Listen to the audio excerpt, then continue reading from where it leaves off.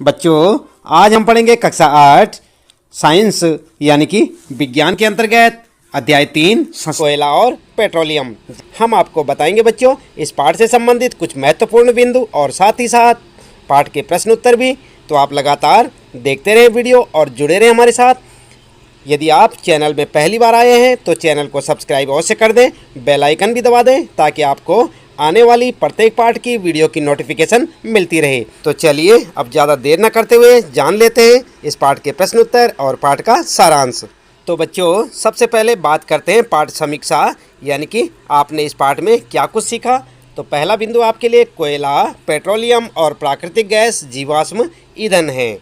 दूसरा पॉइंट आप याद रखेंगे, जीवाश्म ईंधन का निर्माण सजीवों के मृत अवशेषों से लाखों वर्ष पूर्व हुआ था।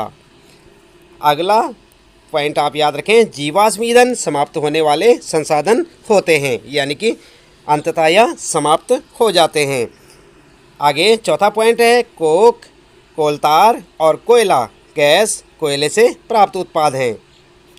पांचवा पॉइंट है, पेट्रोलियम के परिष्करण से पेट्रोलियम गैस, पेट्रोल, डीजल, मिट्टी का तेल, पैराफिन मोम, स्नेहक तेल आदि प्राप्त होते हैं। अगला पॉइंट है, छठा पॉइंट, कोयले और पेट्रोलियम के संसाधन सीमित हैं, अतः हमें इनका न्यायोचित इस्तेमाल करना चाहिए। तो याद रखेंगे ना आप ये सारे पॉइंट्स और मुख्य बिंदु जितने भी हैं, इन्हें आप अच्छे से याद रखें बच्चों।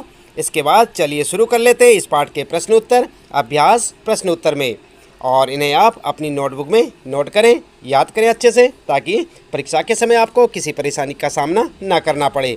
तो ध्यान दें बच्चों, पहला प्रश्न आपके लिए, सीएनजी और एलपीजी का ईंधन के रूप में उपयोग करने के क्या लाभ हैं। तो जानते हैं आप क्या लाभ हैं। उत्तर लिखेंगे, सीएनजी और एलपीजी का उपयोग परिवहन वाहनों में ईंधन के रूप में किया जा रहा है क्योंकि ये कम प्रदूषणकारी स्वच्छ ईंधन होने के साथ साथ सस्ते भी हैं।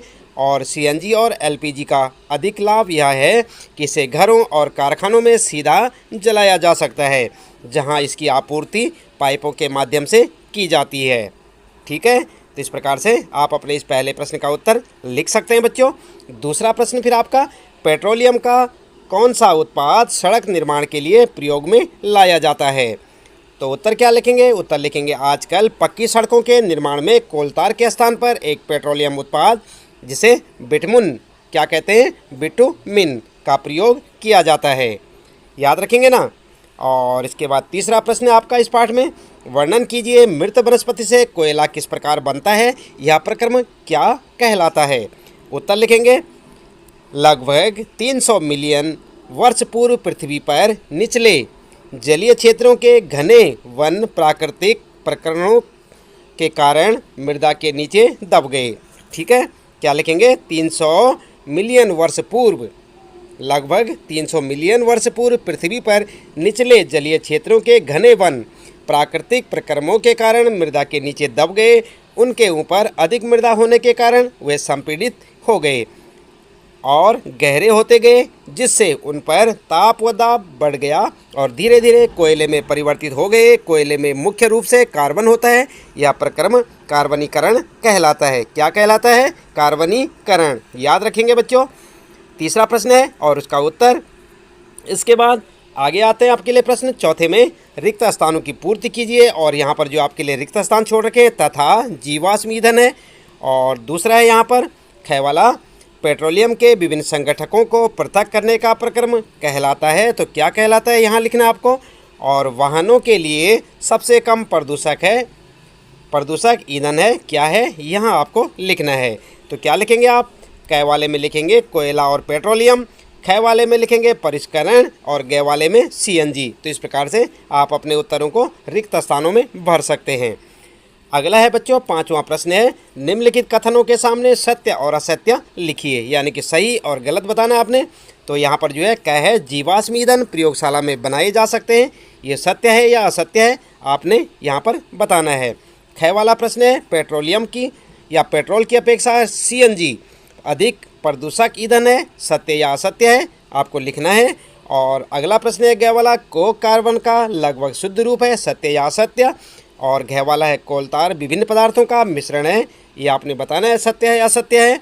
और ग वाला है, मिट्टी के मिट्टी का तेल एक जीवाश्म ईंधन नहीं है, ये भी सत्य है या असत्य है, ये आपको बताना है। तो क्या लिखेंगे आप उत्तर में, चलिए देख लेते हैं।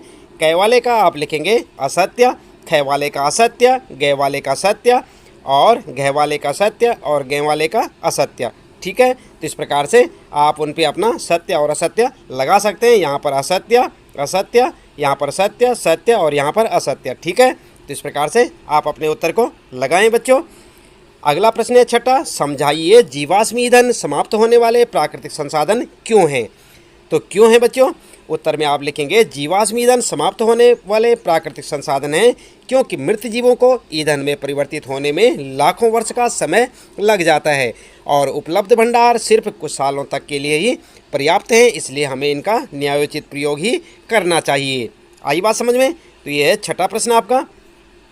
इसके बाद आता है सातवां प्रश्न और इसमें पूछा है कोक के अभिलक्षणों और उपयोगों का वर्णन कीजिए।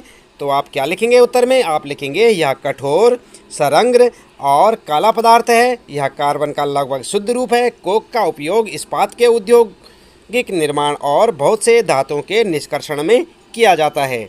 आई बात समझ में। तो यह सातवां प्रश्न, इसका उत्तर आप लिखें, अच्छे से याद भी करें बच्चों। आठवां प्रश्न है पेट्रोलियम निर्माण के प्रक्रम को समझाइए। काफ़ी इंपॉर्टेंट क्वेश्चन है। तो यहाँ पर उत्तर लिखेंगे पेट्रोलियम का निर्माण समुद्र में रहने वाले जीवों से हुआ। कहाँ से हुआ, समुद्र में रहने वाले जीवों से। जब ये जीव मृत हुए इनके शरीर समुद्र के पेंदे में जाकर जम गए और फिर रेत तथा मिट्टी के तहों द्वारा ढक गए। लाखों वर्षों में वायु की अनुपस्थिति, उच्च ताप और उच्च दाब ने मृत जीवों को पेट्रोलियम और प्राकृतिक गैस में परिवर्तित कर दिया। तो इस प्रकार से आप लिख सकते हैं। इंपॉर्टेंट क्वेश्चन है, जैसे मैंने आपको बताया आठवां क्वेश्चन है। और इसके बाद जो है नौवां प्रश्न आता है, निम्नलिखित सारणी में 2004 से 2010 तक भारत में विद्युत की कुल कमी को दर्शाया गया है। इन आंकड़ों को ग्राफ द्वारा आलेखित कीजिए। तो यहाँ पर आप देख सकते हैं ये आंकड़े हैं बच्चों, और ये जो है आपको इसका जो है ग्राफ जो है स्वयं से बनाना होगा। एक ग्राफ पेपर लें आप और उसमें जो है ग्राफ में दिखा सकते हैं। ठीक है, तो इसके साथ ही यहाँ पर इस पाठ से संबंधित प्रश्नों के उत्तर समाप्त होते हैं बच्चों। उम्मीद है कि आपको अच्छे से समझ आए होंगे। आप इन्हें अपनी नोटबुक में नोट करें और इन्हें याद करें। यदि आप चैनल में पहली बार आए हैं तो चैनल को सब्सक्राइब करें और बेल आइकन दबा दें और वीडियो को लाइक शेयर सब्सक्राइब करना ना भूलें।